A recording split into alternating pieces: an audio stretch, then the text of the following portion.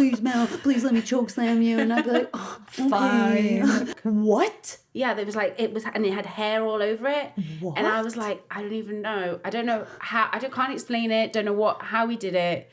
Like, literally, Nathan almost killed me. Like, he tried to kill me, like, properly. I've never heard of anything like this before. Okay, like, wow. I think that's quite, like, I'm quite shocked right now. And he was just like, you fucking slut. You like, what the fuck is that on your neck? And he kicked me out of the house, and I was like standing outside my house naked. You have to build yourself back up. But that journey getting there and then finally arriving is so fucking worth the hard work that you put into yourself, because then you know exactly who you are and no one can take that away from you once you get it. Like, yeah. You're never going to love your life if you're living it for someone else. Yeah.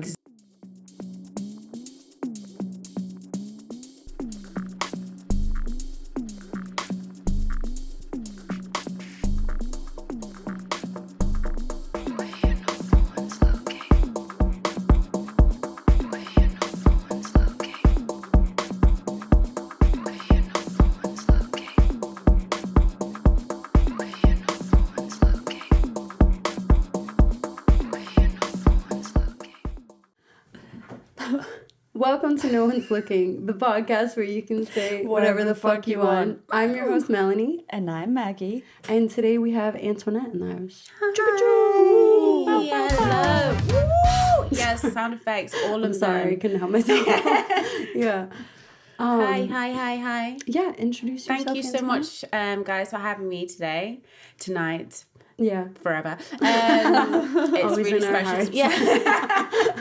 And I'm out. Bye. Drop the mic. I know. No, it's really nice to be on here with you guys. My name is Antoinette Frost. And What's your phone number? No, 077. Please call me. I won't answer. her phone's always on silent. It's true, yeah. Yeah. How much intro do I need?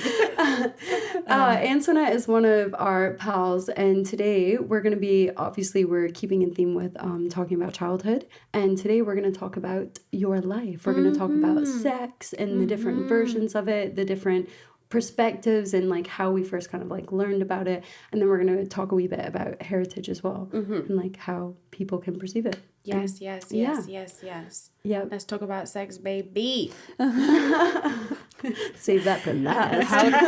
I'm like, how to make Maggie uncomfortable. It's like the bird sounds. I'm listening. Yeah, so where are you from, Antoinette? I am from Zimbabwe, born in Zimbabwe, which is in Africa. Maybe you don't know that. Maybe. Yeah. Do not assume. What part of Zimbabwe are you from? I was born in Harare, but I lived in Dodoma and Gwaru. Wow, sick names. Yeah, it's kind of nice. It's kind of nice. Yeah. But yeah, so I'm from there. It always brings up a question when people say, "Where are you from?" Because I know that obviously I have a different voice to somebody from Africa, and I also, I look a certain way, so people don't really know where I'm from. So it's always kind of like, what do you mean? Do you use my what are you? Yeah, ethnicity, my planet, my star sign. Yeah. Which one do you want me to answer? But yes, I was born there, and Africa is very close to my heart. The rhythm, there really is a different beat to being in Africa for me. Maybe it's because I'm from there, but like when I go there, it's just very grounding. I feel very planted, and I feel probably because most of my family is there, just have that sort of thing of being home. It is a home. But I left there when I was 7, and then I moved to Burton-on-Trent, Britonia. Woo! I have no idea where that is. It's in Derby. Okay, cool. Near Derby, near Derby, near Birmingham. Okay, now. So Midlands. And I lived there until I was 17. Nice. 1738. I always think about that song when that number is they did it really well. Yeah, it's like it's my lottery number. Yeah, but that's also another home for me because no one asked me where I'm from there because I kind of grew up there. So it's always a question. No one asked me where I'm. Nobody asked me where you're from because they're like, you're from Burton. Yeah. Why did you move? My dad was a teacher, so he fell in love with my mother. Your mom's Scottish? No, no, she's Zimbabwean. Oh, okay. So my dad he was a teacher in Zimbabwe. Oh, okay. And then his like contract ended and he moved over here, which is actually really good timing because in 1998 there was a lot of shit happening in Zimbabwe, and obviously they had all the South Africa and the farmers. So it was a good time to move. But yeah, so his contract ended and then he got us over. We came over, and the first time we came over, the passport house like burnt down and we had to go back. Oh my God. What? Yeah. So That's I remember the insane. phone call and then them being like, and my dad was like so upset and he was like crying. And my grandparents were we had no idea what was going on. And then we're like back in Zimbabwe. But yeah, so that was that. And then I moved to Angola, which is also in Africa. And then I went to Again, with your dad? No, just myself. Oh, You how did? come? What age were you? I was 19. It came from, it was very random to be honest. I had my first job with my first ever job, DHL, which is and I was like a checker. I was like working in this work. It was very fun for me, and I worked with a friend, and that relationship got very complicated. Yeah. And Wait, how complicated? like sexy complicated. Okay, I feel like you're skipping over a part on purpose. Just breeze through that because I'm like, what if someone? No, yeah. So it was like a really, really amazing friend, really good like banter, great relationship, and we worked 12 hours a day, all the time. Like, but he had a girlfriend. Oh man. And his girl, and I'd never done anything like, I've always been. I was a person being like, women stick together. We're not going to do this. Like that isn't like who I am. Blah blah blah. And I swear to you, it was definitely like a drunk night, and then we'd kiss. Fuck. That was it. Ooh, and I literally had to like ask him. I had to like be like, hey, so are we going to talk about the kissing? Yeah. the kissing. The kissing. Yeah. Because I know you remember. You actually weren't that drunk. You were stone cold sober. You got me drunk? No. Yeah. No, but that sort of even like burned the fires even more. And then I felt like maybe I was getting drunk so that we could like blah, blah, blah. And it was like this, so it was like this forbidden thing, and and I was like, okay, cool, it's over, like that's like it. And he was like, I remember going out once and we were in a club and he like kissed me up in the club and we were again like a second time. Yeah. And we were in like the upstairs place and we were like, I was living my fantasies. Yeah. And it was all on like CCTV. It was like crazy. And his girlfriend got pregnant. Oh my God. So you can see why I left the country. Damn. Yeah. That's insane. Yeah, it was not nice, and it was a very traumatic like moment for me, for everyone involved actually, because I was like, don't want to be breaking up any sort of home. This is like a friend, and like, it's just got very confusing, and like. It was and you just, weren't the only person, like, you're not. No, but it was conflicting for me because I'd never think I'd do that. So I just didn't think that I would ever be that person. I'd never thought like I would be able to do that. Yeah. And obviously, it wasn't, I'm not in the relationship, but I'm like part of this. No, for sure. This thing, and that's not something that I almost like a by. love triangle. Yeah, like it was really bad. It was really bad. No, you were just like 19 as well. Oh. But also, more story. So he was like, I was like, have you cheated on your girlfriend before? And he was like, no. Like, blah, blah, blah, which made me feel even worse. And then he slept with my best friend. No, fuck. Yes. Oh my God. What? After you left? No, while I was there. What? Yeah. No, what and I was like, piece of shit. I know. And he said, what a bastard. because it was like the girlfriend, he was like, she'll believe anything I say. He's a piece of shit. He he's actually- manipulated yeah. you. You probably had no people like that. Like it's like subtle manipulation. Do you know what I mean? And so No, he'd fuck probably that. be like, he was probably manipulating you. Like, and again, I'm assuming just Wait, because I stop. love you. Was he, was And he because older than you? No, he was the same age. And actually, you know, he was, Fucking hell. I wonder if he'll listen to this and I'll be like, hello. I don't care. But no. we he hate listened you. to it. Sorry, He was- not sorry, but that's what you did. Yeah, So. like, It's actual facts. This is a fact show. it definitely made him, he's maybe like even 3 years ago, he was definitely still in love with me. Like he was like still on my radar. Yeah, when I went home, he was like, oh my God, you know, this is like a mistake I made, blah, blah, blah. Oh my And I God, was that's so like, mean. it's never, ever, ever gonna happen. But I like, there's I don't make mistakes, and then walks away. Good for you. Now I was like, get here. Bye. Like, yeah, that's so funny. I have the control now. Yeah, bad bitches. So yeah, my sister rang me up one day and she was like, do you want to come to Angola? And I was like, yes. So Yes. Yes, I do. As you would when your sister rings you up. yeah, I was like, yes, I'm ready. This is it. Like This I need to fucking leave. sucks. I'm going. Yeah, like and I escaped Scappi and I've not been back there since. Like I've been on like a little like holidays, but I've never like that was the time that I've left Burton. Like that was it for me. So do you only have one sister? I have 3 sisters, 1 brother, Wow. 5 So babies. was it different I'm a sisters that 5 you baby. visited? Yeah. Damn. Yeah. Wow, that's crazy. I love it. Yeah, me too. Yeah. I Yeah. want to have like a million kids. Well, you But better also I get- don't. Also, no thanks. That shit hurts. Yeah, that's I used so to want to have cool. 11 kids, but now I'm like, 1 kid? One and done. One is somebody else's kid. Yeah, no, big family and massive. Like my uncle has like 17 children that we know of. Like that's one uncle. Wait. And like he's there one of 9. And that's like, so that's my African family is fucking huge. That's so cool. Yeah. So there's a lot of. I would love like Yeah. I think I've got like a massive family in Lebanon and like I don't know any of them. So I have another 2 siblings Oh, wow. in Lebanon that I've never met.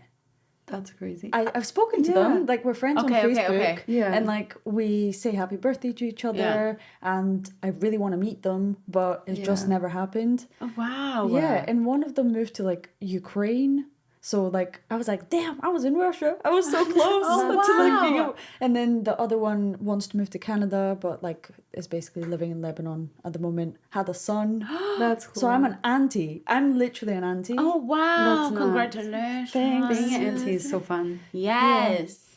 That's all Yeah. I'm going to be. That's so Oh, crazy. we're all aunties. Yay. So I'm one of 4, but I'm not actually like Yeah. kind of. But you are, though. But like I didn't grow up like that, so I don't know Okay, what it's okay, like. okay. Yeah. I don't know Okay. what it's like to have like a massive family like that. Yeah, because I Struggle guess is real.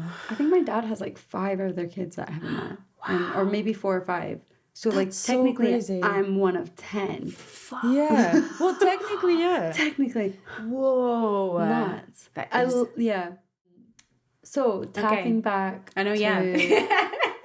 Let's keep us on track, guys. yes, okay. Okay, so tapping back to heritage Yes. and stuff. So that shit. All that heritage. Yeah, so when you lived, I know that you were mentioning this before, like when you lived in Zimbabwe, in comparison to like your siblings, would you say that you were like lighter skin, darker skin? Because I know I am medium skinned. medium. Medium skinned? Are you medium in rare our or like colour medium? range. No, Yeah. I mean I'm me and my sister have the same mum and dad. Okay. And then there like my other brothers and sisters share a different dad. Yeah. So obviously there's quite a different mix. Mm-hmm. But like I was saying earlier, it being a mixed race person, there I was very light skinned and I got like bullied at school. Like my Yeah. teacher like beat me. Really? Yeah. Obviously there you can hit kids at school. So that was like a thing. Yeah, But we you used to should get definitely- paddled. We That's used to not get ob- paddled. That's not obvious.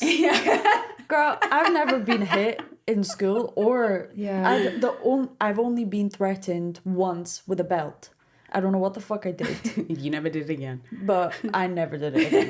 Yeah. And that was literally the only threat I've had of like violence. That's very lucky. But freaking, that's not obvious that Yeah. you would get Your hit. teeth- See, I think Sure. it's just like because Yeah, so I went to school there, obviously, because I left at 7, and my teacher she was light skinned, but I was like the light skin in my class, and I just remember she'd just pick on me, and she'd like you had to like go to the front of the class, and she would just like I'd stand there, and she'd just slap me across the face, and I was just like, old are you? Seven? 6, 7. Oh my God. And I'd be like crying, and it was not a good Oh my experience. God, what the fuck? Yeah, it's crazy as well. Only when I think about like when you see kids, and Yeah. you're like, wow, how could somebody do that? A full-grown adult. That's what I never doesn't understood. even know me. How can you hit something that So is so small Yeah. and inferior to you? Like in a way, like how could you beat a dog or an animal? Like any of these things. Like Yeah. how can you do that? Like yeah. Yeah, no. She's a psycho. Yeah. She wasn't. It wasn't good. She Again, it's culture though. Like Yeah. it was okay for my mom to beat us. Like, you know, no one ever frowned upon it until we got older, and then like more education started to like come up around the topic, and laws started to change, and yeah, like it wasn't illegal. Yeah. Maybe it was actually. I Okay, have no idea. disciplining, I don't condone it at all, but okay, whatever, disciplining. But just to pick on you, that's extra. Yeah, So that's that's extra. not that's not because you did something bad. That's Yeah. her like desire to want to hit you. Yeah. Which sounds a bit more psycho to me. Yeah. I think that I've experienced a lot of racism from like all sides. Like, I think, to be honest, I think that Africa for me has been the most like racist place that I've been to. Like just people just picking on like, if you're lighter, then you're assumed to be more rich, you're more cleaner, even like a darker skin. Like it's just insane, because it would be just being like by your shade of color. Yeah. And like that happens here, but in a different sort of way. Like I was in like a group of kids, and they definitely picked on. Here was like, oh, you're light skinned, brown skinned girl. It was like, you know, when I used to hang around with like two white girls, and my school didn't have any like, my little school didn't have. I was just me, Patricia, and Lewis, who left. So when I went to older school, primary school? Yeah. No, secondary school. Secondary school. Yeah, high school. That's kind of when I came into like, you know, hanging around crew, and like being like, yes, this is like, I'm thicker, my skin color, my curly hair, like, you know, coming into my own, because my mom straightens her hair, you know, and like her dad didn't want her to be with a black man. She's black. Like it was just, What? I know. Yeah. That's crazy. What the hell? Yeah, it's really insane. And I think I would say like my dad's racist, and obviously he's with a that's my mother. Like it boggles my mind, because it's like, if you can see color like that, then you have like some hate in your heart and some issues that you need to uncover. But even when it's like from color to color, that's like that is the issue. That for me, because You hate yourself. you're hating yourself, and that's what's like feeding other people to be able to do that to you, because you're doing it to other people. Yeah. And it's not fun, and it's not like banter to be like, oh yeah, like, you know, oh, you can't see him as so black. Like that's not cool. No. Like, I don't think that's like no racist jokes are cool. Yeah. Like that's nothing like that is funny at all. Yeah. Like I'm just gonna shut up now, because I get really angry. Like get angry. no, I'll start fucking crying. I hate racism. Yeah, no. So I definitely had a struggle. I had elocution lessons so that people could understand me. So a lot of my dad didn't want me to speak my mother tongue, Shoshona, in the house, so I lost that. Yeah. So That was Selby's first language. yeah. That's I think my crazy. first language. I'm totally relating to all the stuff that Selby has said, and it would have been really interesting if he was on this episode and you talk about this, because he grown got up in- bullied. Selby grew up in Zimbabwe, and he got really bullied for his skin color because he's white, and they went through all the, you know, that's his story to tell. Yeah. Basically, but I all can the un- I stuff, can understand, the yeah. stuff that you were saying about like the farms and things like that, and yeah. Like it's crazy, dark, what happened. Yeah, it's a dark world, and it's really upsetting, because I think that I love that I have so many mixes. I love that I'm like now I love it. You know, I'm accepting myself, and I'm kind of going through something right now that I've looked at so many different religions, so many different spiritual people and like mythologies and different cultures, and like I don't know too much about my own, and that's like, you know, my granny there is like Christian, and like talking about anything else is like blasphemy, so she doesn't talk about that. So I have this thing of like that, not that I don't know who I am, like I believe in, like I found a spirit in myself, but there's this like thing of unknown, like an unknown thing. Yeah, you don't know that where like, you've come from. Like, I don't, your I don't, heritage. yeah, like literally, yeah. like I'm like, what is that? What I, you know, researching it, there's only so much I can find, and I can't like speak Shauna's. So when I'm speaking to I have to speak through my mum, who has to speak to my granny. My mum doesn't know because she's fucking learned French and German at school. I'm like, what? I was like, can you tell me what you guys like? What would people believe in? What was the creation story? What is, like, you know, I know that there's ancestors and this, but there has to be more. There has to be like there's some like stories, you know how there's like gaps. Yeah, like stuff like people that's hold on passed to down. things. Like stuff like that. Like how can I know like obviously like meditation and yoga is more of like an Asia side, and like, you know, you learn they've held on to their history, they've held on to that culture, passing it on. Usually an Asian person knows the language, like, and for me, I don't have that. Like, you know, and it's kind of pissed off at my dad because I was like, why would you do that? And pissed at my mum because I was like, you could have continued you could learn, but I have to like let it go because I've been through my, you know, therapy and like spoke to them about it, and there's only so far it can go, and it doesn't really matter it's already like past tense. And because I'm like not black enough or not white enough, I can see things from both sides, and I kind of like have I can see, I might have a very wide perspective that I can see on all sides. And it doesn't mean that I don't fit anywhere. It means that I fit in everywhere. Rather than it single me out, it actually means that I can like relate. Yeah, you're just like you've got this really bubbly energy that I just feel like so comfortable around you, and it was kind of from the immediate moment I met you, I was like super, super comfortable. And I think that's a lot to do with the amount you've moved around. That kind of clicked in my head is as soon as you said, you know, the amount of places you've lived in, it just made sense because you've been able to integrate with different people, and it was all by choice. Like you chose to move to those places. Like I moved because my family moved, not because I chose to. And, you know, I want to move at some point, and then we'll see what happens then, because you have to take the leap and you have to make new friends and you have to talk to people and be positive so people like you, so you have friends. Do you know what I mean? Yeah. So it's like you've been able to, your identity is just like global. Like, do you know what I mean? Yeah, I'm everywhere. Yeah. And it's super cool. You don't have to be tied to one place. Like, yeah, it's just a feeling of I have it when I'm with lots of family, but it's the feeling of standing out, or like not having like that a root, and and knowing that it's because of like, you know, slavery and people coming in and being like, this is the Bible, and knowing that this is like part of my history, and I don't want it to define. I don't think like the past can define who you are, but obviously it gives you an idea. It's part of, you know, like a culture passed down. Like they don't realize that they've been brainwashed from hundreds of years. Exactly. That's like scares me. Yeah. Like I'm like, what? Is there any like traditions or anything that your family, like for example, that your mom does, or no? But I mean, it's very like I've always done like. I've always known about tarot, astrological, like this, but this is very nothing that I would relate to being Zimbabwean or from Africa. But astrology, tarot, you know, crystals, stones. This is like my whole life. I've known herbal medicine, these things. But I also know there's a lot of like voodoo in Africa, and there's a lot of, you know, there's a lot of like, it's like one end to the other is insane. Yeah.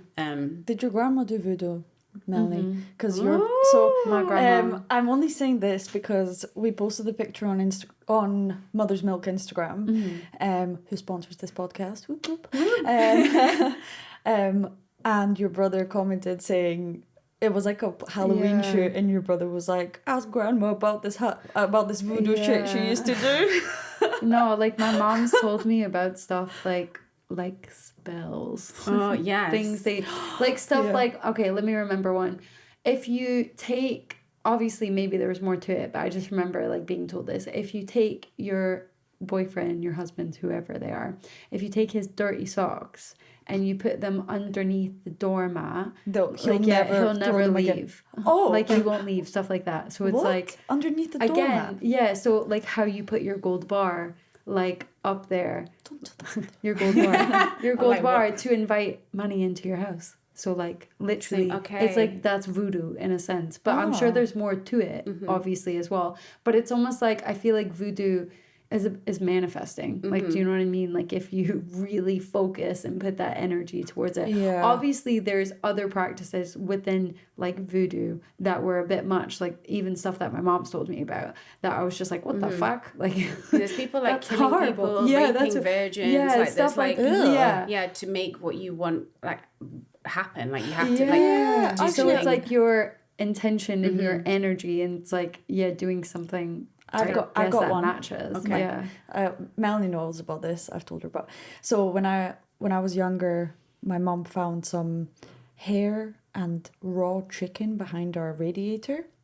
And later I found out that there was a woman that was really jealous of my mom and my dad, and she really wanted, I guess, to be with my dad. So she wanted to curse them so they would break up. But little did she know they didn't get on anyway. Maybe her curse worked. Nah, they never worked from the start. But yeah, that's so funny. Isn't that nuts? That is and put that crazy. behind the radiator. Yeah, she put it behind the radiator in our house because she, I guess, like she was trying to get close with my mum so she could do that spell. Yeah. And put shit behind.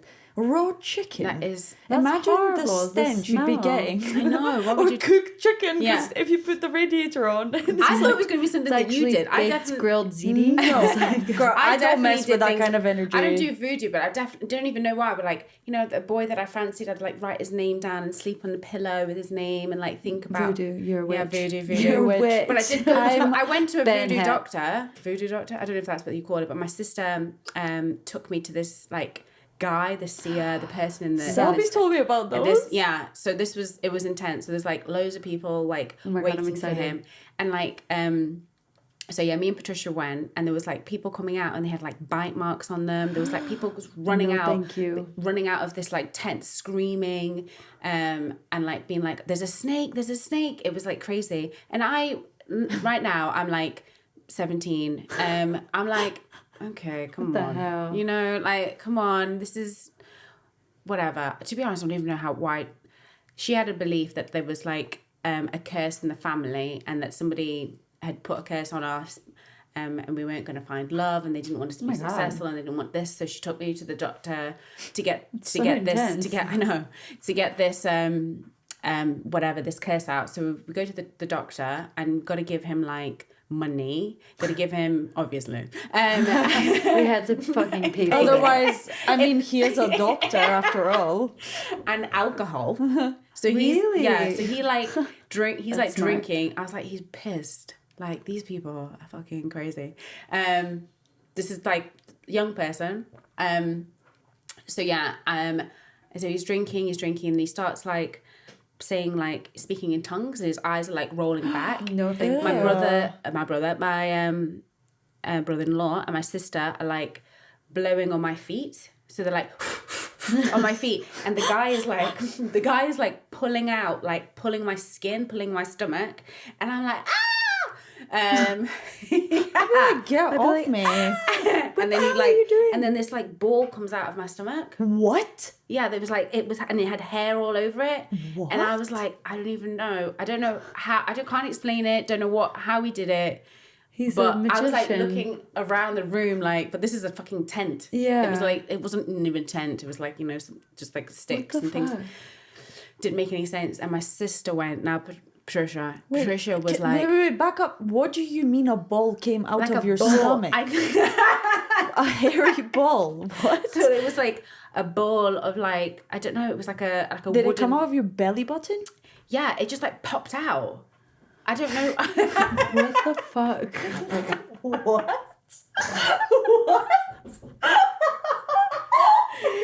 Wait, what did it look like? It was like a woodeny, like, and it had like red on it, and it had like hair on it. So it kind of looked like Ew. yeah, it looked like an urchin with Ew. hair. Did you not freak out? I'd be Man, like, I was what? looking around the room being like, there has to be an explanation for Yeah, this. someone just tricked me. Someone pranked me. Yeah, This somebody is a said, prank. this Was is a it prank. sore? Did you it was feel sore. it? It was sore. Really? And He's you like could pulling feel my it? skin. He's pulling my... To me, it felt like he was just pulling my skin. But I'm in how did he pain. get that I out don't of know. you? I don't know, man. I don't know, but That's insane. That's the only time that there's two... What's his name? Go right Wait, he down. said he got rid of the curse, so that's why... Wait, what happened to your sister? Patricia was dramatic, of course, but Patricia, so I'm blowing Patricia's feet, we're all blowing Patricia's feet, and she's like screaming. They were like, had to hold her down, and she's like, she like, we had to catch her, like she's trying to like run away, so she tried to escape. So we shackled her to the chair. We dragged her down. And we whipped her after thoroughly. But again, I'm watching, and he does the same thing. He like pulls this thing out, and I literally What have was no it? idea. The ball, like it's like a ball. It's a magic trick. Did you It's keep some it? sort of magic trick. Did you keep no, the ball? He has to like burn it and bury it somewhere.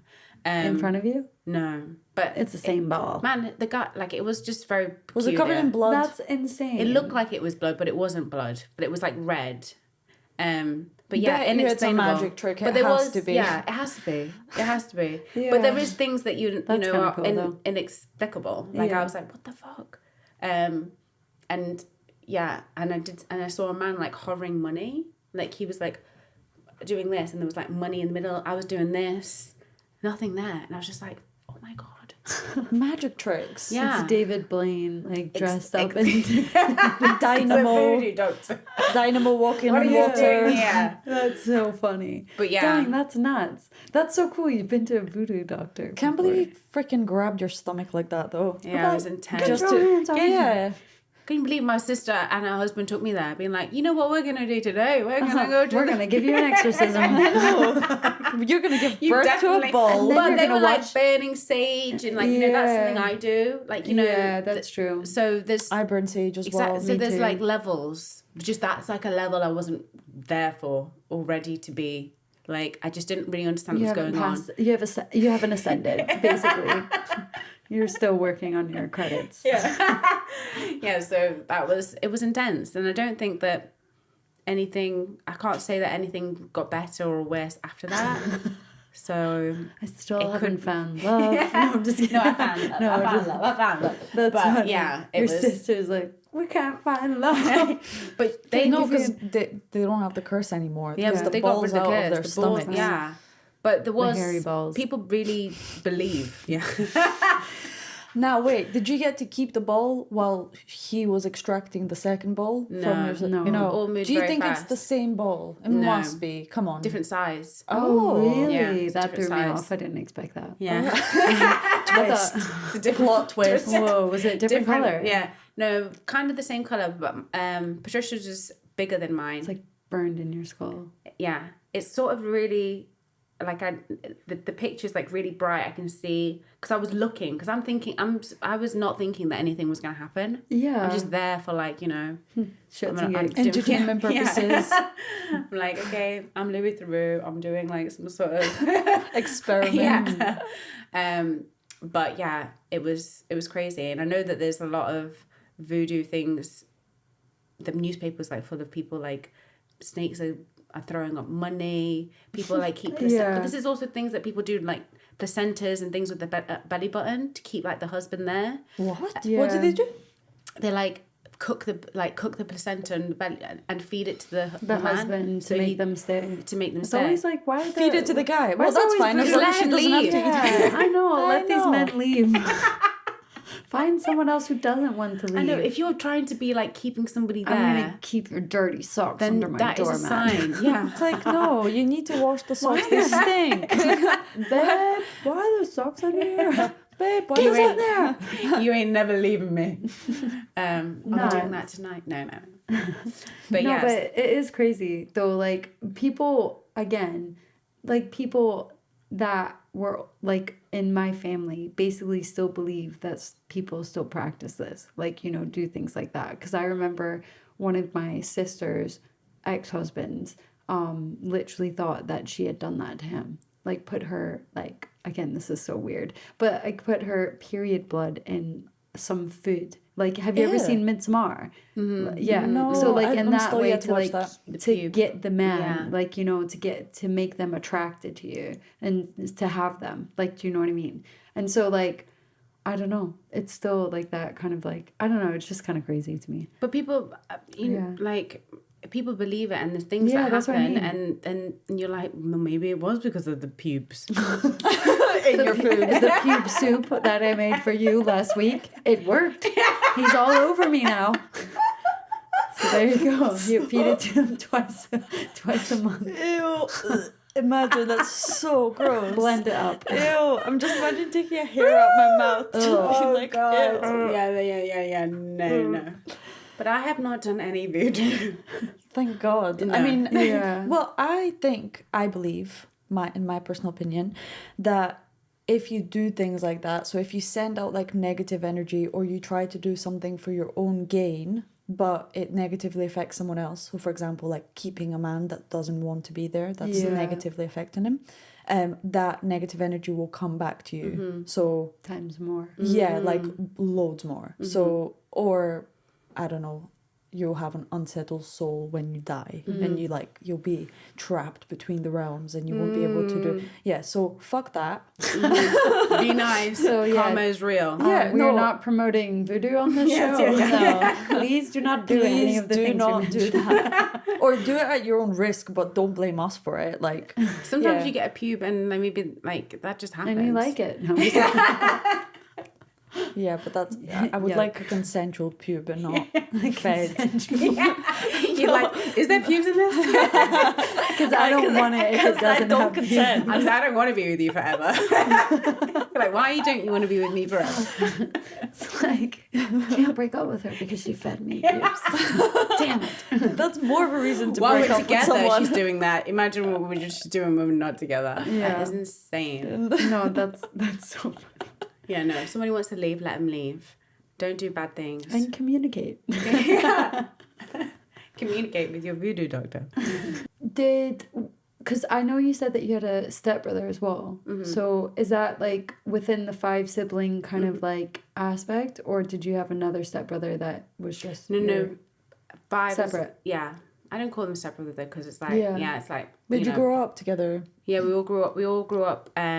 Obviously until like 7 years old, and that was like the breakage of us moving over here. And Linda, Elizabeth, and Robin stayed in Zimbabwe. But now Robin lives in Northern Ireland with my mum, and yeah, so and my sisters live in. One of them still is in Zimbabwe, but the other one is in South Africa. So we're quite spread out. Yeah. And my little baby sister's in Manchester. Oh, that's nice. Yeah, so she's like the closest one to me.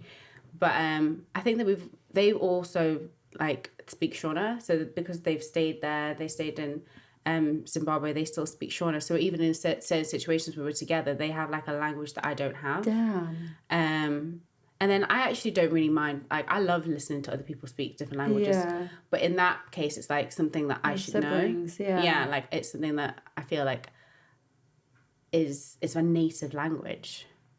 So it's kind of sad that I don't have it anymore. Have you ever tried to like learn it? Yes, I have. I did some learning when I was like, I used to go back every year, but it just doesn't. It's not the same. Yeah, it just doesn't sit. It doesn't stay. Yeah. And most people speaking to me in English anyway, so it's just.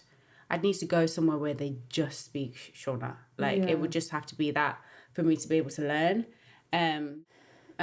But I feel like again in Africa, which is going to lead on to like, is that because I came from such a massive family, lots of kids, lots of different friends hanging around, and we played like games like spin the bottle, mummies and daddies, and there was a lot of like things that looking back now, I'm like that was a bit sexy. bit like sexualized. You know, shouldn't. I'm not going to say probably shouldn't, because I don't think it was terrible. I remember like rubbing myself like on the corner of a bed, and I must be like 4 years old. Really? Oh. And I kind of like know that feels good. And then to be, you know, hanging around with quite a different range of ages of kids. And that was a time of like a kid who looked after me, sexually abused me. But I always get kind of funny about that, because I don't really, it was manipulation, but he's a kid. So he's a kid But who's older. older than me. And it was like playing, but obviously when I look back on it, and when we came over to Zimbabwe, I had a lot of when I came over to England, I had a lot of tests on me, and I started again really, don't know where this came from, but I got really like anxious that my dad was going to find out that like I wasn't a virgin, that he was going to like, I had like nightmares and dreams that they were going to do a test of me, they were going to find out, and then he was going to find out that this was something that happened to me. Yeah. How old were you when all of this was happening? I think, I mean, obviously when I moved here I was like 7, but Yeah. that happened when I was like 5 years old. And it's what was the age difference from him? he's like 10. Oh. No, that's grooming, like in sexual abuse. Yeah. So it is. Whoa. It is which is something that That's I feel so intense. Yeah. that I feel really like, oh, you know, I know a lot of people, and I know a lot of experiences of a lot of women who have been raped as an older person, and lots of situations where they've been like scared, physically like attacked, thinking you're gonna like die. So my experience isn't that. Yeah, but you don't have to down like No, but it isn't. Yeah, it's different. No, It's in a way you can say that yours was less violent because you were so innocent. But then again, that was like during the point where your brain was still molding and shifting together, and all like you were absorbing everything. So if anything, it makes it in a way like not worse, but just as bad, because it's taking advantage of you and brainwashing you in a sense. Like even for me, I was groomed at the age of 16. And again, someone could say, oh, you're at the age of consent. That doesn't count. All these different things. But no, that's not true. Grooming can happen yeah. It can Grooming happen. is taking advantage of somebody younger. And and knowing that you're older, knowing that you're manipulating, knowing that they're not educated enough to know right from wrong, that you're able to influence their choices, and they're trying to please you, or trying to, you know, you're doing things because of, it's like, I hate, like if you're training someone, you're training a dog, you feed it and it does something good, or you don't, and it, like, you know, that is a sort of level of grooming, being like, okay, I've done something good because I'm getting treated well, and actually it's not. But I think that's given that's a lot. You know, like that's I've never heard of anything like this before. Okay, like, wow. I think that's quite, like, I'm quite shocked right now.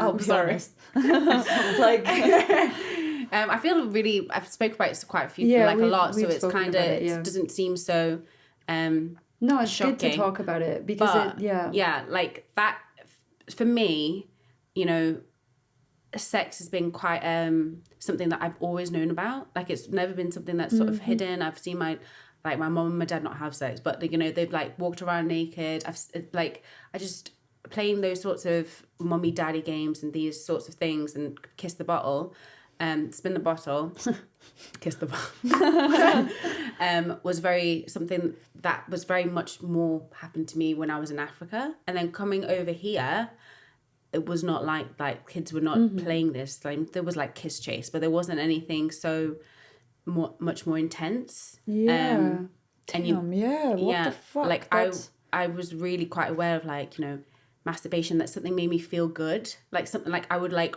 rub myself on things, like, you know. No, I completely relate. And I remember, this is like the pivotal moment, is that I went to my mum's friend's house, and she had her nephew there, and me and her nephew were like rolling around on the bed, and like nothing, like no like penetration or anything, but just like getting getting off, and I'm like 9 years old, and he gave me a love bite, and it was like a really massive love bite. And I was in the bath with my mum, and my dad came in, and he was just like, "You fucking slut! You like, what the fuck is that on your neck?" And he kicked me out of the house, and I was like standing outside my house naked, and I did not have sex or any sort of sexual also, thing. You were 9 years I know. old. What? And I did not have any sort of like sexy. I mean, I had like masturbation, but I was really like aware of people. There was like older men, like the way that people looked at me. And my mum once told, she was just like, that man said that you need to be really careful with the way you look because you have come to bed eyes. And I was like, I'm fucking like 10 years old. Like, how can I be sexualized? Or if somebody hugs me and their hand was just a bit too low, like I just all of a sudden got really like heightened about of being my sexualized, like of being sexualized. Yeah, like I didn't want to be like sitting on somebody's lap or like but I'm a kid. Yeah, no. You know, and it just sort of like flipped for me. And I didn't have any sort of like sexual. I literally was called Antoinette. Like I was like, no sex with me. Like it just totally made me like turn it off completely. And I remember when it was kind of scary. It was a good feeling. And when I lost my virginity, like my virginity that I like consented to lose, I like left a party and I was like with the guy, and it was just like not what I wanted, and it was just so like I wasn't there. Like it just never felt good. Like it just did not feel good for a while. And I was like, something's wrong with me. I can't I'm not orgasming. There's nothing's getting like nothing's happening. I'm detached. Yeah.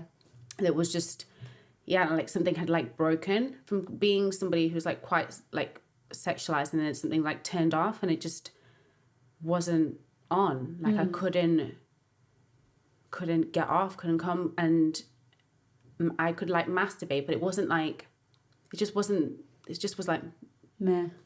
Yeah, it was just off. And I had to sort of, I suppose, being with somebody, I wasn't along, like I've only had 2 partners. Is that like what kind of period of time did you realize that, like kind of from the beginning of like having sex for the first time with the person that you did consent to, and then what kind of period of time did you have all that realization?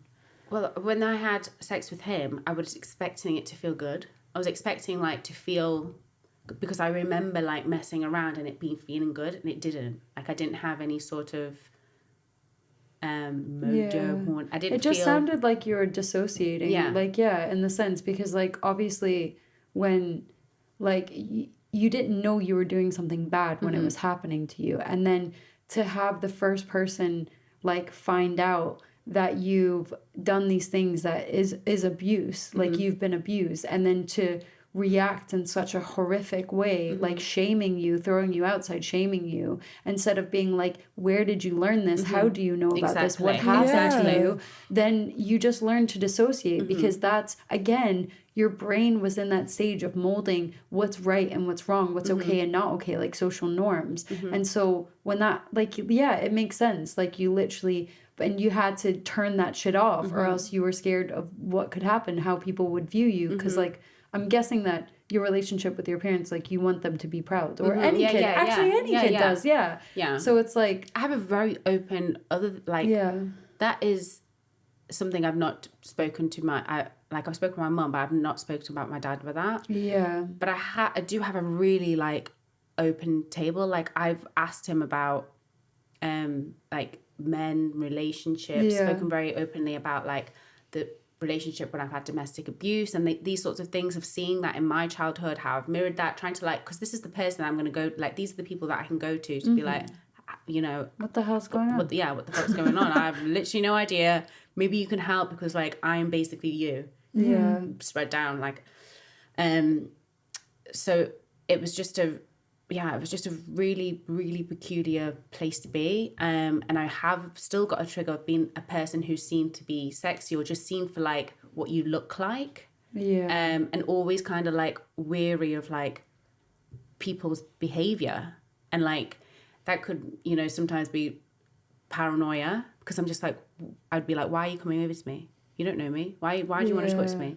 Where are you, like, what's your game intention? Like, what's your intention? What do you want? Yeah, it'll give you like your trust issue, like your trust was like betrayed in a way, because that was someone who was supposed to be looking after you, and then like again going so long not realizing what this person had done, so you had formed this idea of this person as good, and then to like it would just break your trust as a child so much, and like your trust is formed, like the foundations of it is when you're a kid, like so like that's so shit. That's about like obviously like coming on here and speaking about it, you're in a place now where you're reflecting and like sharing all of this, which is amazing. But like I can imagine just from my experience alone, like I know that I had fucking trust issues, and that happened to me when I was 16. Obviously abuse from like my mom and stuff happened from the beginning, but still it's like it's hard to get over trust issues, like but it was the feeling. It was like, you know, I can know that I'm thinking things and be like, okay, this is like a paranoia, like I'm very aware of, I've always been like aware of like my thinking, like the voice in my head, and that not being who I am. But it was like my body was just like not there. Like I've spoken about this with Ailey, who you've had on here before, but it was this sort of lack of empathy, like a sort of like I knew I should be feeling something and I don't, and then like, you know, and that like freaked me out, that I'm like, where am I, where's that gone, like how can I like fix this, am I broken, what's happened here. This is like obviously grooming and manipulation is something that I take very seriously, and it's especially you can really see it when you're older, and when you see kids, and you can see just how easily manipulated they are. Like the kids like see something and they believe that to be the truth, you know, and that's like a mind that I can be like, okay, you know, I obviously have to take that into my head that I'm a child, so I've seen things and I've experienced things that maybe a lot of people haven't, or on the level, and of course like you can't have the same experience, but it didn't click as into why I couldn't feel. Like I don't know, I just turned off, and I had a not very good relationship with like sex, and I like it was something that I needed to almost like go to therapy, but it was a lot more of like researching and looking into other women, and like, is this like normal, you know, I watched porn and like trying to be, and which is probably the worst thing that somebody could do, because I'm like, is that what's supposed to be happening? Oh shit. Is that what I don't know if my leg can do that. So, you know, it was a journey, but then led me to like looking up other things like the Kama Sutra, tantric sex, and like people talking to me about that it does better with somebody who you care for, like somebody that you've built a connection with. And that is real for me. Like I do need to have like a connection. Like it isn't something that I can like, I can't like just have sex. Because I thought I could do that, and that did not go very well for me. It's a bonding experience for me, and like something that I made because I'm giving you something that's been it's like my choice. And now I'm like, I'd wish that somebody had in those positions had been like, okay, you know, if you feel like this, that's like a normal feeling, and like, you know, how can we like channel this into something else? Or like, I just felt very shamed, and I felt like feeling any sort of sexual desire or anything was wrong. And then it was like, why do I feel it then? Like, why have I been given this? Why am I feeling something if it's wrong? Does that make me wrong? And like, trying to find a way to like create pleasure and create these sorts of things in relationships. And then, I mean, I did really love my ex-partner, and it was like the first person that I'd really felt really like comfortable with, and that was really a learning experience for me, but obviously also not good because it turned into like domestic abuse and a sort of like mirroring my mum and my dad's relationship.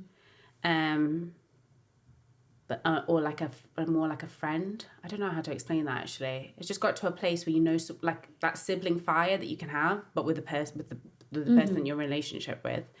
And we had situations where, you know, I felt like I had to have sex,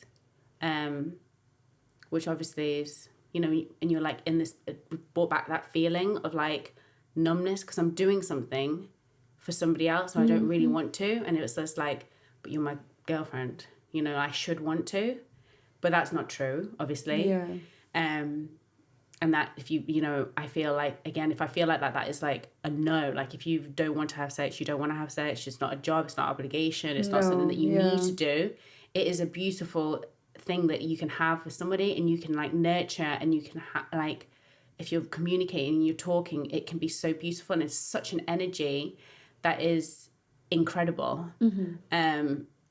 If you can do it with some, like, I mean, you can do it with yourself, but but like my relationship with Jamie now is incredible. Like it's just so caring and secure and like loving and like just not something that I'd ever thought that's what I wanted. I thought like people just been like porn, like the fucking and like this is and my job was to like make this guy come and it was like a job. It was like a almost like a show. Yeah. Like I know. Like it became like Yeah. I know, yeah. And I had my friend said to me, she said, you can either go with the flow and have fun or you can come. And I was like, that's a good point. Because no one's looking nice when they're like trying to get it, you know? Yeah. I'm like, before I'd be like, like, why? Why are we faking it?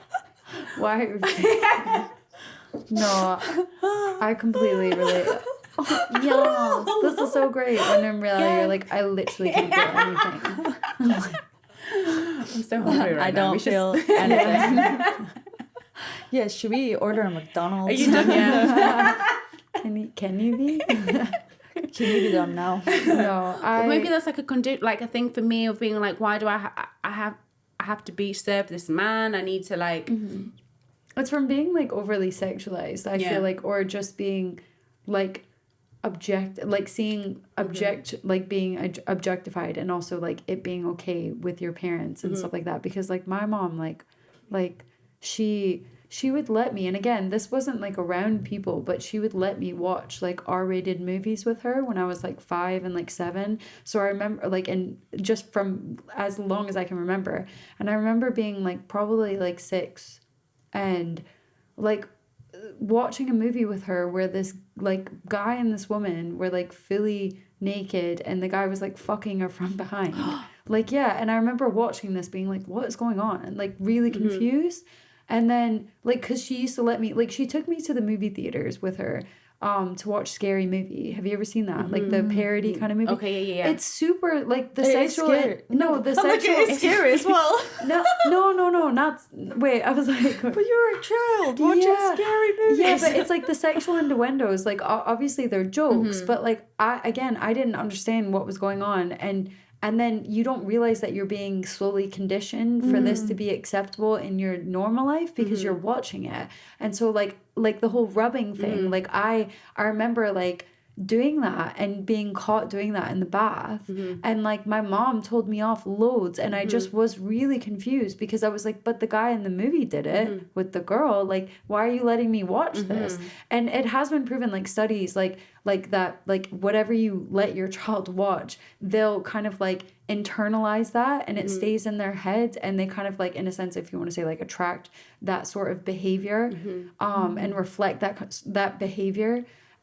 So yeah, and again, whenever like, just like being okay with misogyny and stuff like that happening to you. So like I felt like my worth was just completely determined around like sex and around how many people were attracted to me and how many people were giving me physical compliments. And if I wasn't getting that or having someone like have that attraction, then there was something wrong with me. So it's like how you flipped the other way. I went full like I need it, or else my worth is none, like worth nothing. Like and so I had that. like I had that more so after the relationship, like the grooming relationship I was in. I was like 16 and he was like in his mid-20s. And then it went on for like 6 months. He kind of like slowly was like manipulating me, like in my head, like, you know, being like, your family doesn't love you, blah, blah, blah. And because my mom was very aggressive, like, and angry, and like had those, like, you know, really big outbursts and physical outbursts towards sibling members as well, and myself. And it was so easy to believe it because it was almost like he preyed on me because I had that like background. Like, yeah. And so like for 6 months he was in there like da da da da in my head, making me feel like we're in this like really special relationship kind of thing, and then convinced me to move out of my mom's house into a house with him. And that's when like everything basically kicked off. But it's like, yeah, so it was like a lot of like sexual abuse, which I didn't actually, again, realize that had been in that relationship, because again, I was still being like, in a way, like brainwashed to think that me and him were a couple and we were an item, when it was like completely not okay that this was happening. And again, no one, like, people knew about this relationship, and the physical abuse that came after as well was just like really intense. Like, but sorry, it's okay. But yeah, so it's like whenever I came out of that relationship, or escaped, I literally planned my escape. Like, I had to, like, for a full month, like, plan to, like, because he would lock me in his house, like, stuff like this. This is, like, a whole episode's worth of stuff. Like, yeah, like, like, actually trap me in there, like, take my phone away. I didn't have a car. He would lock me in his house, go to his work, and, like, keep me there, like, stuff like that. Like, it was really intense. And then when I finally escaped, like, from that situation, I really struggled with, like, not feeling like I had to sleep with people to feel worthy, or like message people or have attention constantly thrown at me, because again, like, yeah, like, I just felt like that, like, he was very like sexualizing me from like a young age and stuff. And like the stuff he would make me do, like, again, it took me till I was like 24 maybe to realize that he had raped me. Like, and this was like continuously for years. Like, I was in that situation for 2 years, and like, and it took me that long to realize it, like, because your brain's like amazing in a way, because it just protects you, and it just wraps it up and it puts it away, and it saves it for a time that you can deal with it. And it didn't come up until I could deal with it. Obviously it was difficult when it was unfurling, like, you know, but it made me feel better knowing that I didn't choose to have those things happen to me. Like, I didn't want to, like, you know, have that happen to me. And that it was like nice knowing that, like, I didn't agree to it, because in my head it made me feel worse thinking that I chose to do it. Do you know what I mean? Yeah. So it's like in the sense of detaching from your body, like, yeah, like, to save yourself. It's like a protection way. It's like the way your mind protects you. And then in my, like, yeah, so it's like I went full opposite. Like, yeah, I'm trying to think of like, you know, obviously it's not easy, but like in hindsight you can be like, okay, that's like, you know, totally been groomed, them, been brainwashed, because you're making me feel like I'm good when I behave like this, and I'm bad when I behave like this. And when you react like this, then I'm doing something wrong. And like how you can like pass on that information so that somebody can be like, okay, actually maybe that's not, I'm in a relationship right now where I'm behaving in a way so my partner is doing, like, if you are behaving in a certain way and having to be in a certain way so something doesn't happen, then that's that's a situation that we need to like uncover. That's abuse. It's not always a partner. Yeah, not always a partner. It's not always. Like in a relationship, if you feel like that you need to behave in a certain way, obviously I don't know the circumstances. It can be you can have a conversation, uncover it, or if it goes even further to get somebody else involved. I remember telling in my like domestic relationship with like fighting and stuff, I did like I'm gonna say give as good as I got. I didn't, but I spoke about it. I spoke about it. I screamed of my like. I just don't know how. I don't know. I like my neighbors didn't do anything, and like I literally would be like screaming for help, and nobody came. Really? And I remember like I packed my bag and I just stood outside the house and I just went back in. Like, it's just totally like, just a really fucking head fuck. Like, it's just like a head fuck of being like, what? I obviously thought that this is like what I deserve. And then I had to I thought that like my deserving was just like somebody who treats me like this. I mean, giving me love, but you're not treating me in a good way. And I've seen a lot of violence and I've seen domestic and to me having that fire was like sort of like passionate and stuff, rather than being like, no, this is bad. Because when I got with Jamie, I was just like, we've never had an argument, like what the hell is going on? I don't understand, and made a decision to be like, I'm accepting love that is like makes me want to grow, that is good for me, that is waters you and you're coming up together, rather than being in a relationship where you're like pulling someone along and you want them to do something and you can't change anyone. So like you need to leave that relationship. No, it's so true. But it is it's just head fuck central, because it's like, no, you can't explain an abusive relationship unless, I mean, I've not had a partner who was that abusive. I've never been like locked in the house or like, do you know what I mean? Or beaten. What a loser. No, I'm just kidding. Damn it, I missed out. No, but get out. It's still like I've researched the cycle of abuse and how, damn it, I don't even remember the 4 like stages, but it was basically that they like love bomb you. They give you so much love that you basically feel like this is the person that loves me for real, because they're doing all of these lovely things for me. And then through the 4, like then there's the other 3 stages where they basically, first it's verbal abuse and then it just progresses to like worse and worse, and then they do the love bombing again. So it's like a cycle. So you feel like, okay, they love me again, everything's okay, and then they get the shit beaten out of them. And it's kind of like you start to you constantly want to focus on the positive things that have happened and why this person loves you. And another stage of the cycle is that they make you feel like you have no one else, and that's why you have to keep coming back. I literally I think that's a big one, a big highlight, to be like, this is the person, they know you.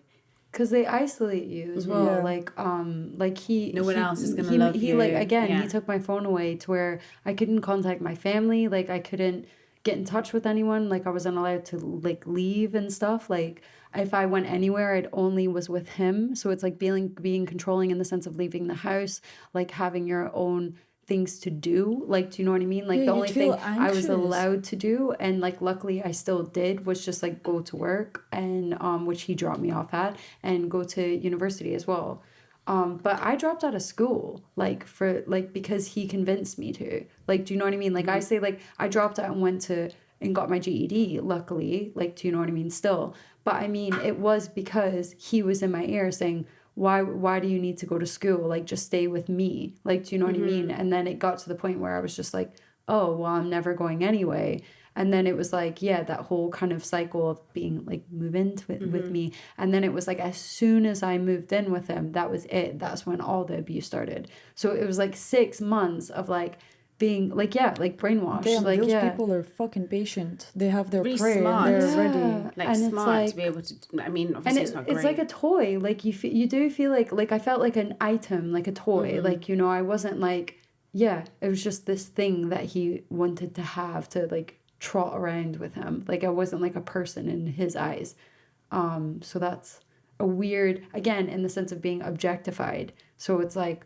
Then leaving that's all I craved, was because that's how I was treated. So it's like, and it usually does happen to people that are vulnerable. They have gone through something, and it's usually when you're younger, and you're a lot more naive, and it's you want the attention of boys, and if an older guy gives you attention, it's like more cool or whatever. And then so if you're listening to this, fucking listen to the signs. Not listen. Well, look at the signs. Look at the red flags. If something's a red flag, it probably fucking is gonna continue and get worse. So if somebody fucking decides to hit you, or like even like verbal abuse, like just having the power in them to say something mean to you, fuck that guy or girl. Fuck that person. Fuck that person. They don't deserve your attention then. But your worth it's- isn't like measured in how people see you or what people say about you or what people say to you. Your worth is how you feel about yourself and how you want to be betrayed by others, in a sense, is yeah, so it's like defining how you love yourself. if someone But is that isn't making the you feel issue. like like your worth is defined by them and their ideologies and their like what they have to say about you and stuff like that, then fucking run. Yeah, fuck that shit. Run, get out of there, because they're a piece of shit. yeah, because you're never gonna love your life Yeah. if you're living it for someone else. Yeah. Exactly. Yeah, that's it. Yeah. And I think at some point, hopefully, I mean, it's just the sad part. Sometimes things like that end in death. Like the Yeah. person will literally get murdered by the abuser because they've been, in that It's gone too cycle for far. so long that if you don't get out at some point, Yeah. you might not get out alive. This is why I find like documentaries and films, because I watched, well, let me finish that sentence, but films like really inspiring, because you can think in yourself that, I have this thing of being like, I can handle it, I can take it, I can do this, I can do that. Like, for me, I'm taking it in, but when you see it happening to somebody else, it's like, oh my God, that is like my life. Yeah. And I mean, it wasn't as intense as this, but I watched a program called Murdered by My Boyfriend. And it was like a Channel 4,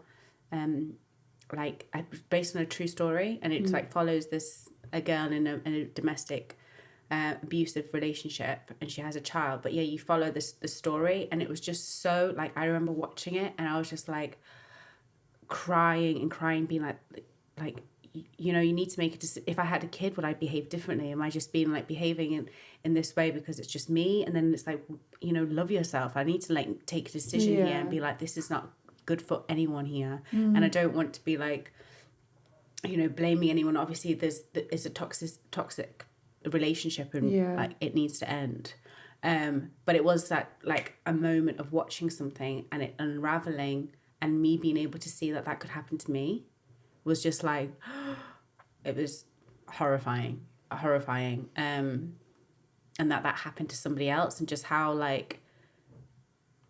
beautiful it was, and how ugly it was just, it was, yeah, it's one to watch. Yeah. No, I really, like, literally, Nathan almost killed me. Like, he tried to kill me, like, properly. Like, that's a massive story. But like, pretty much whenever that happened to me, and then again, like, I don't know, should I tell the story? You're goosebumps. I know. Yeah. I was like, because that in itself is a crazy fucking story.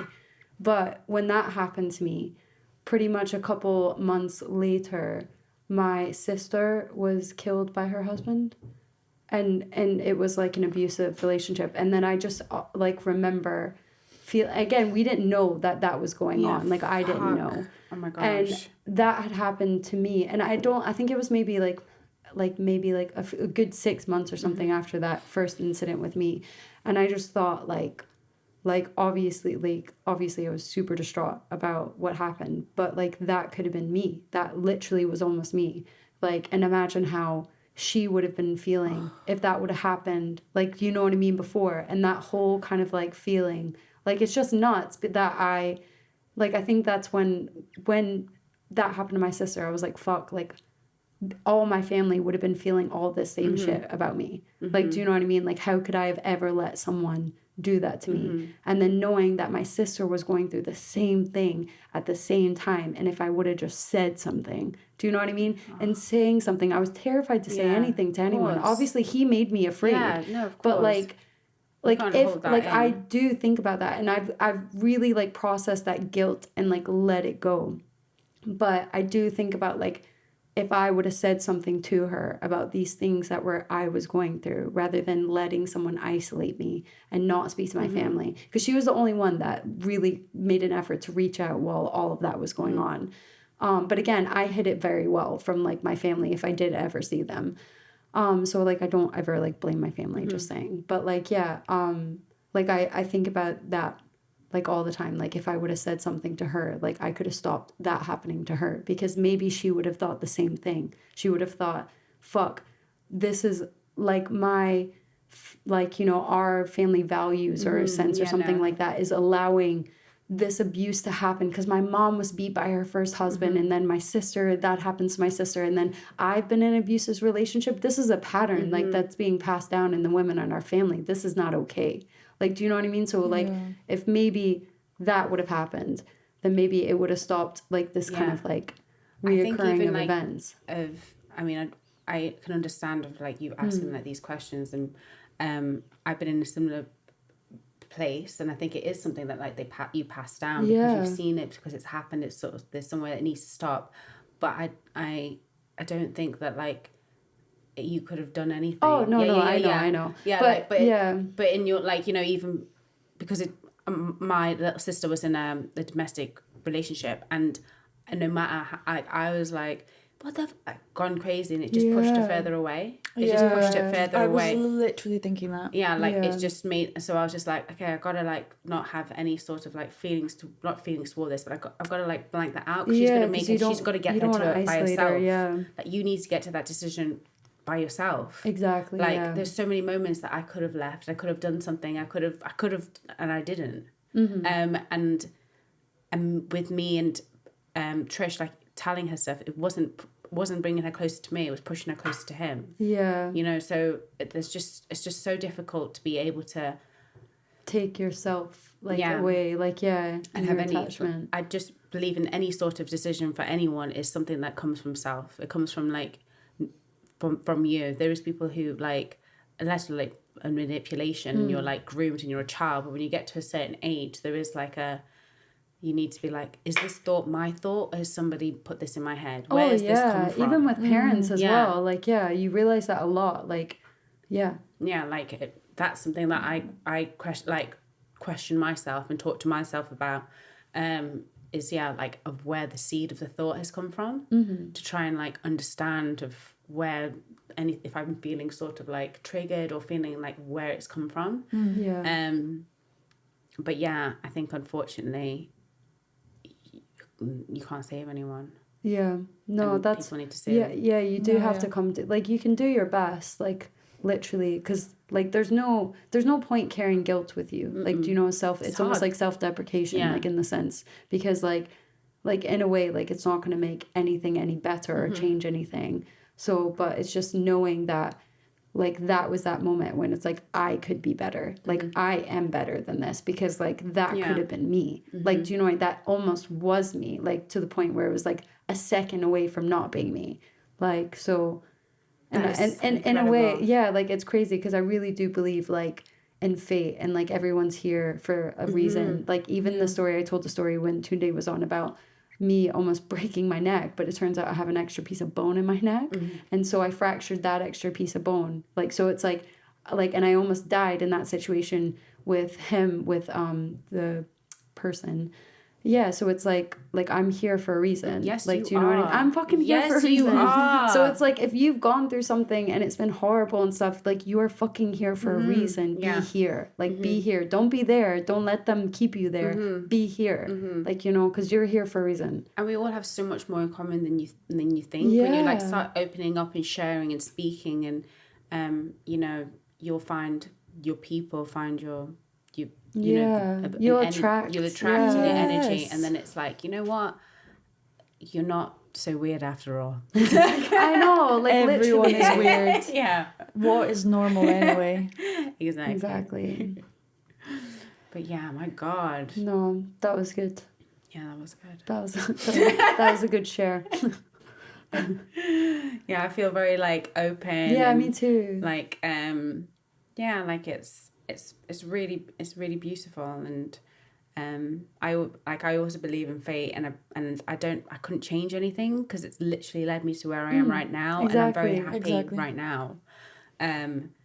So it's always like, would I have been different if I hadn't gone with that person, if I had left then, if I had said something about that happening to me, like if I had blah blah blah, because actually it's made me who I am like right now, and that is so difficult for me to even understand, because it's just like, do bad things have to happen? Do they have to happen? They kind of do.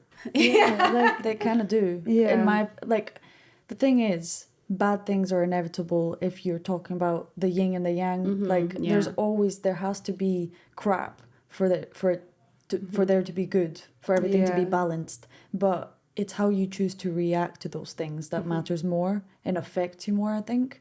So the more shit you go through in your life, the more equipped you are to deal with shit. And then you go through it better. And then you just let go easier. And you're like, yep, that happened. But I just move on now. But well, that was shit. But oh well, I'll move on from it. At least I'm alive. Here I go again. But it's so true though. Because do you know what the funniest part is? We've got more life to live than we have lived. Yes. Yeah. So all the things that we're learning now are just, preparing us for what's to come. Exactly. And if you've been through a lot of shit, there's a lot of good. There's a lot of good coming. Yeah, don't be a dick. Always be nice. Don't be the cause of negative things. But sometimes things happen. Sometimes people accidentally do things that they didn't mean to that negatively affect other people. So just always be mindful. Always do the thing that you think is the right thing. Even if your brain is wired the wrong way and you think the right thing is the wrong thing. But at least you tried, okay? And kudos for that. You get 10 points for effort. 10. No, I think it's really nice, like, as well, like, having these conversations. And, like, it is, like, topics that make people feel uncomfortable. Like, one of my biggest anxieties, I was saying earlier, that when I open up to people and when I tell them things that aren't like what I just remembered your story about pooping yourself. I did that recently. No, that's another podcast. No, we have an episode coming. Okay. All to do with shit stories. We've all shat ourselves once, but I don't know why I just remembered that. Just Don't made think me about it. laugh. Don't think about it. It's my greatest shame.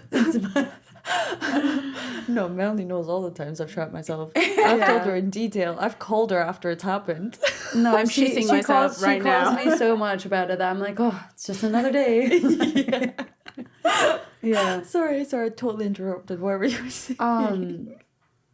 I forgot what we were talking about. What were we talking about? Oh, it was about conversations and new anxiety about. Yeah. Oh yeah. So like when you open up to people, like I get anxiety like about like them thinking that I'm being too much or I'm sharing too much or I get anxiety about making people feel uncomfortable because I have made people feel uncomfortable when I open up, and then you feel guilty because like I don't want people to make feel like uncomfortable, but it's also like I'm sharing something like deep inside me. Like I'm sharing a fucking part of my soul with you, and you're making me feel like I'm the bad person. Like, do you know? And like I don't know if you guys have experienced that, but for me, like it's really lovely to have a space here, like where we can talk about it and share these topics that are like, you know, that are uncomfortable to hear in a sense. Like I don't find it uncomfortable, but anyways, yeah, and that we can do it in a way of reflection and like look at us now. Like, you know, if you're in a situation right now, in the situation that we've been talking about or bringing up,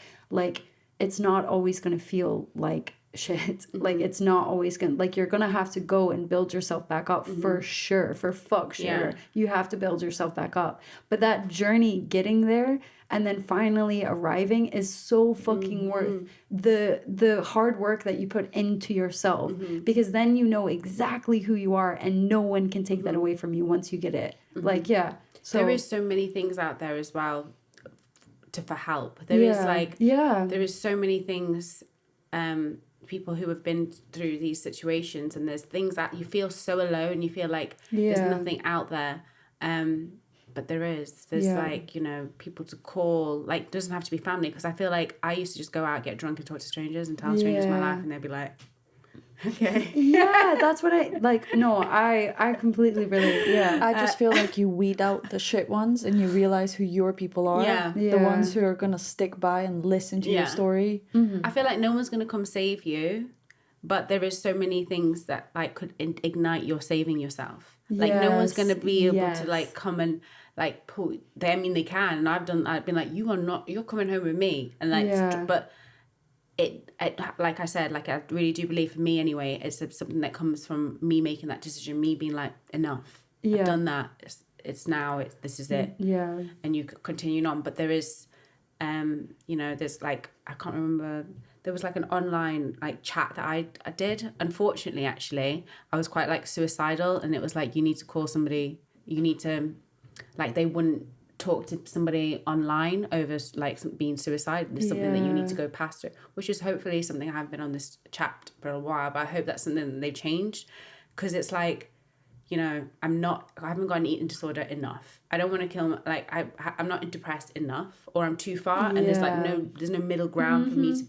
for somebody to talk to about it that can help you. Yeah. And that, I feel like, is a massive thing to having like groups of like people that you go and talk to, so you can have that. Relatable.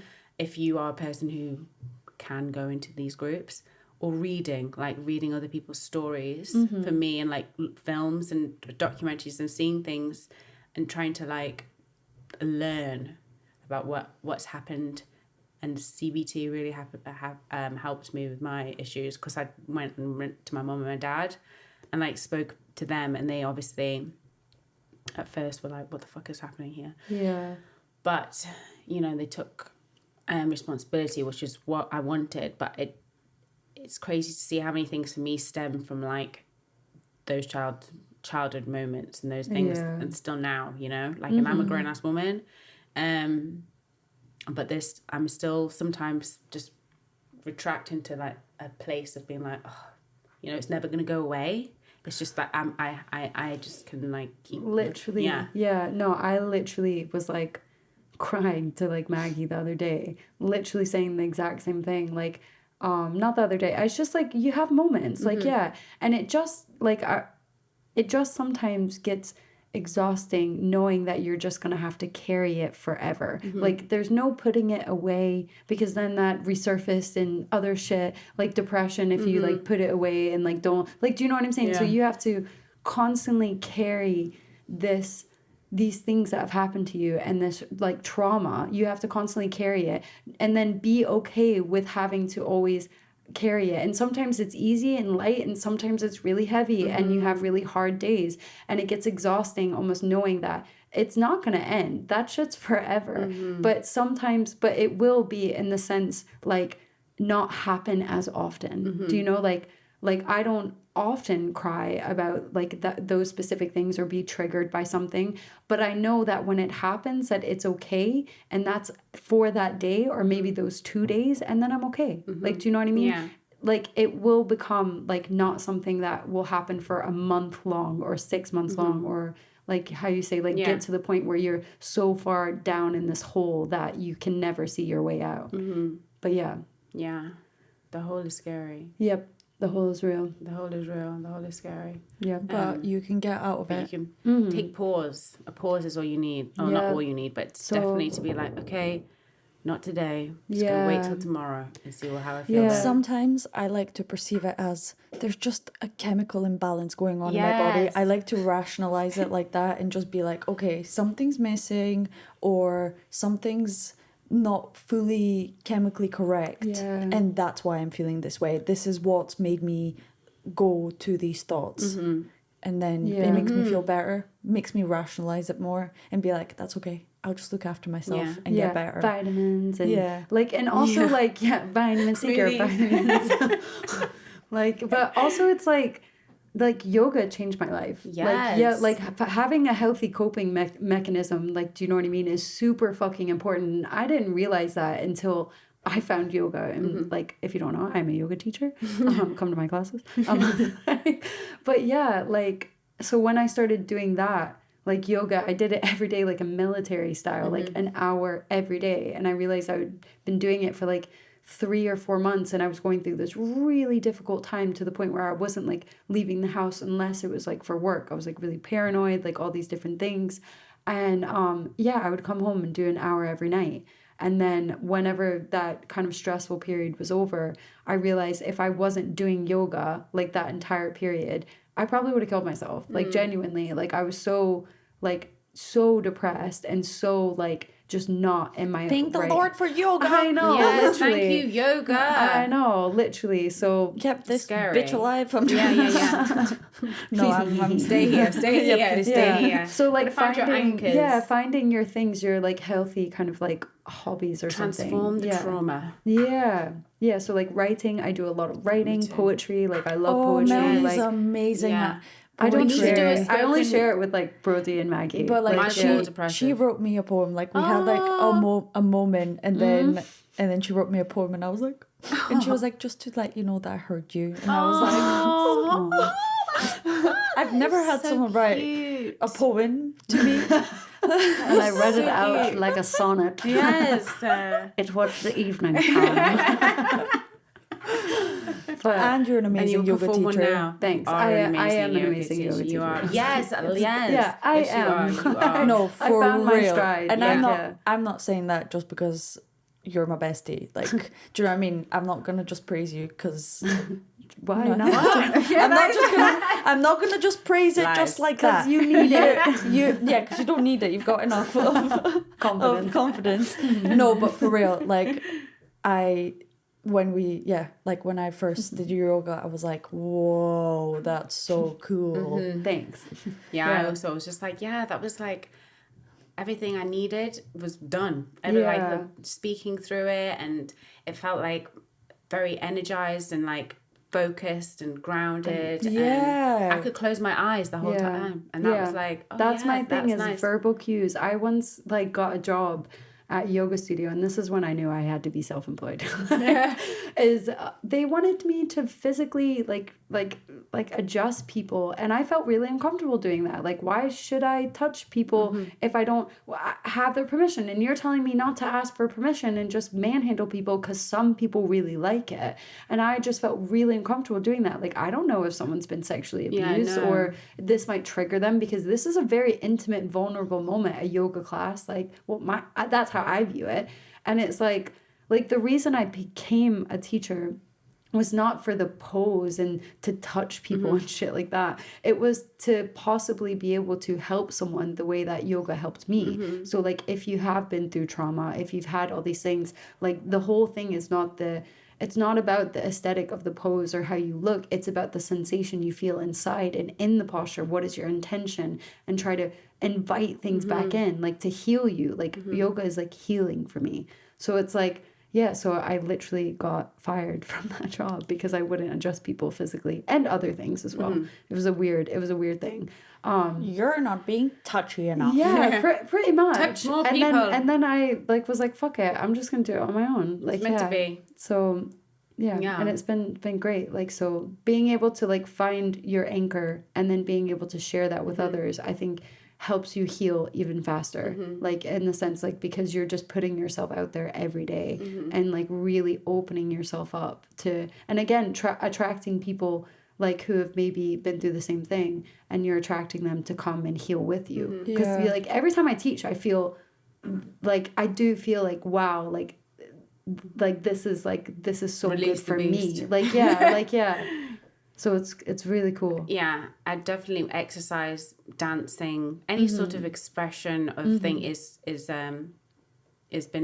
my anchor. I've exercised and danced for like as long as I can remember, and it's that sort of like I've meditated for a really long time, but people always think of meditation like and for me, like it's a place where I'm not thinking, like, and it's not like the thoughts don't completely go away, but it's then that sort of like state of intuitiveness. Yeah. You know, I'm moving intuitively. So I'm like, I think I do yoga. I don't know if I could be calling it yoga, but I breathe and I move. You know, like I'm moving to what I want and what my body needs. I'm not doing it exactly like, I don't know, poses or things like this, but it's something that I'm enjoying myself. And like dance therapy is like shaking my actual body is like incredible. Like I just challenge you to like do that and like not feel better and like shake things out of you, because I feel like I have like energy, like I literally can feel like an energy and I need to expel it. Like this like place where I'm like, ooh, and it makes me angsty and like, ooh, and I like, need yeah, to like, so I need to like get rid of it and like channel it into something. Yeah. Sometimes it's like painting and I want to like quiet down. Sometimes it's like music and I want to like I love a boogie. and I love Yeah, me too. screaming, like actually screaming. Yeah, Lockdown. me and you when we get drunk. Yeah. Then we just like so shouty, like, and people get really like I think a bit scared of us. Yeah, they're but like, I'm like, leaving I now. don't fucking care. This I'm like, join us. I rarely ever drink. I'm like, I'm gonna shout my ass off. Oh, tonight. we're woo having girl. a little party on Friday. Oh yeah. Yeah, Everyone's and- invited. But you were invited. We personally messaged Yeah, you. no, I'm coming. I'm coming. It's I No, will be we're drunk gonna on Friday. boogie. We're gonna boogie. We're gonna Yeah, get drunk. Yeah, It's gonna be so we're gonna fun. shake. We're gonna shake. Yeah. It's gonna be so good. Yeah.